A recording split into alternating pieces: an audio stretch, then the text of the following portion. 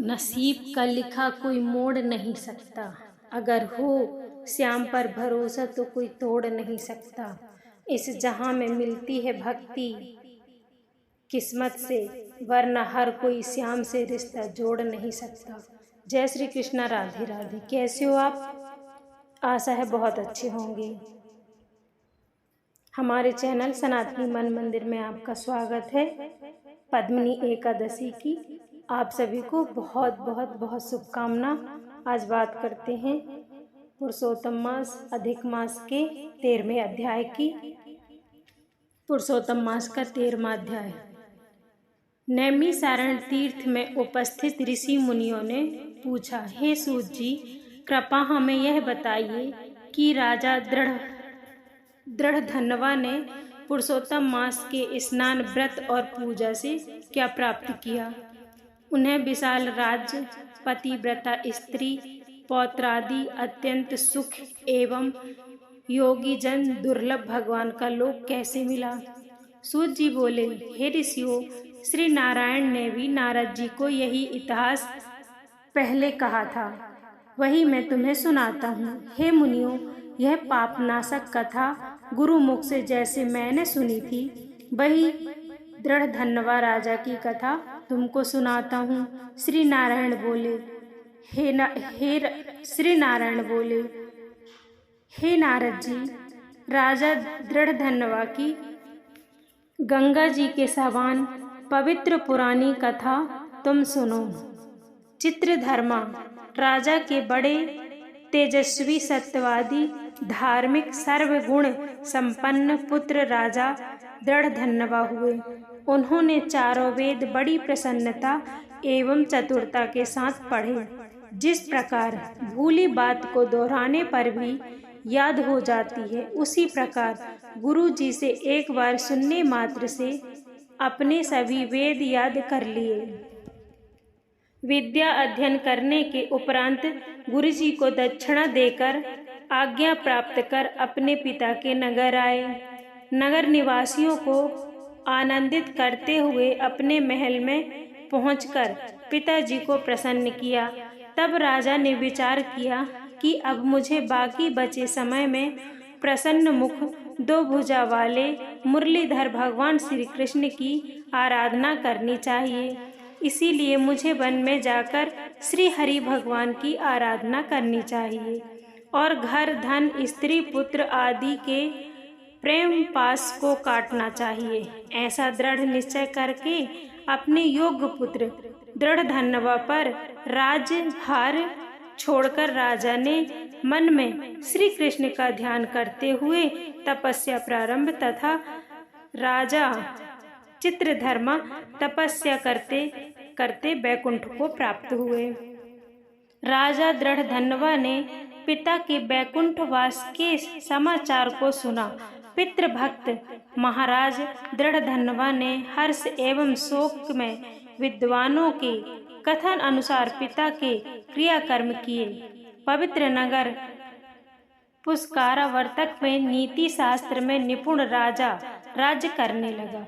उसकी सुंदर स्वभाव वाली विदर्भ देश के राजा की पुत्री गुण सुंदरी नाम की धर्मपत्नी थी। उसने 4 सुंदर चतुर पुत्र उत्पन्न किए थे तथा चारुमती नाम की एक कन्या को जन्म दिया।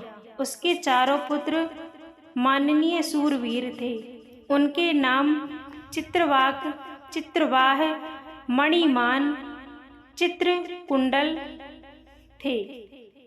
श्री नारायण ने आगे कहा, एक दिन रात्रि में सोते समय राजा विचार करने लगा कि यह सब सुख किस बड़े पुण्य का फल है। मैंने कोई तप नहीं किया, न दान किया, न कोई हवन ही किया है। इस समय किसके पास जाकर अपने इस सौभाग्य का कारण जानूं। इस प्रकार विचारते हुए रात्रि बीत गई। प्रातः काल ब्रह्म मुहूर्त में उठकर राजा ने स्नान आदि नित्य कर्म किया। प्रातः कालीन संध्या करते हुए सूर्योदय होने पर अर्घ्य देकर भगवत कृपा से ब्राह्मण आदियों को स्वागत, सत्कार, नमस्कार, दान आदि देकर घोड़े पर सवार हुए। राजा घोड़े पर सवार हो शिकार खेलने वन में जा पहुँचे। वहाँ मृग, बारह सिंह एवं अन्य अनेकों भयानक पशुओं का शिकार किया। एक मृग राजा दृढ़ धन्वा के बाण द्वारा विध कर उस वन से दूसरे वन से भागने लगा। राजा ने भागते हिरण के खून की गिरी बूंदों को देखते हुए पीछा किया, किंतु मृग कहीं जाकर छिप गया और राजा वन में भटकते रहे। बहुत समय तक भटकते रहने पर राजा को प्यास लगने लगी और व्याकुल हो गए। जल को खोज करने पर उन्हें एक बड़ा सा सरोवर दिखाई दिया। वहां जाकर जल पिया और फिर किनारे पर जा बैठे। राजा ने वहां एक बड़ का पेड़ देखा। उस पेड़ से घोड़े को बांधकर राजा बैठ गए। उसी पेड़ पर एक तोता आकर बैठ गया। वह तोता मनुष्यों की सी बोली में बोलने लगा। राजा उसे सुनकर बड़े आश्चर्य में पड़ गए। वह तोता कहने लगा, हे राजन, इस संसार में अनेकों सुख हैं, उन्हें देखकर तू परम तत्व का विचार नहीं करता, तब भला इस संसार को कैसे पार करोगे। राजा के सामने वह कई बार इसी प्रकार कहने लगा, जिसे सुनकर राजा प्रसन्न एवं मोहित हुए। राजा विचार करने लगा कि यह तोता नारियल के समान अगम्य सारपूर्ण श्लोक को बार बार बोलकर क्या कह रहा है। यह श्री वेद व्यास जी के पुत्र श्री सुखदेव जी हैं क्या, जो संसार में डूबे मुझ जैसे मूर्ख को चेतावनी दे रहे हैं। इस प्रकार राजा विचार करने लगा। इतने में वहां शिकार में बिछुड़ी सेना भी आ गई। तोता राजा को ज्ञान का उपदेश देकर उड़ गया और राजा भी तोते के वचनों को याद करते हुए अपने नगर में आ गए।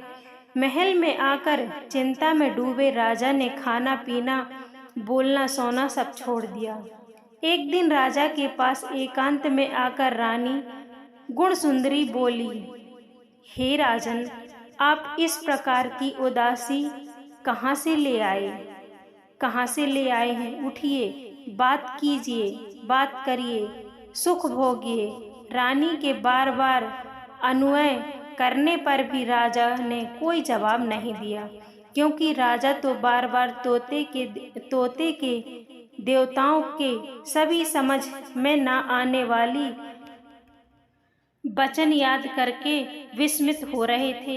रानी ने राजा की यह दशा देखकर लंबी श्वास छोड़ी और बड़ी दुखी हुई, किंतु सोचने पर भी पति की चिंता का कारण न समझ सकी। राजा को भी इस प्रकार सोचते हुए बहुत सा समय बीत गया तथा इस दशा से उबरने का कोई मार्ग नहीं दिखा। 13वां अध्याय समाप्त। वीडियो पसंद आए तो चैनल को सब्सक्राइब करें, लाइक करें, शेयर करें, कमेंट में राधे राधे लिखें। राधे राधे।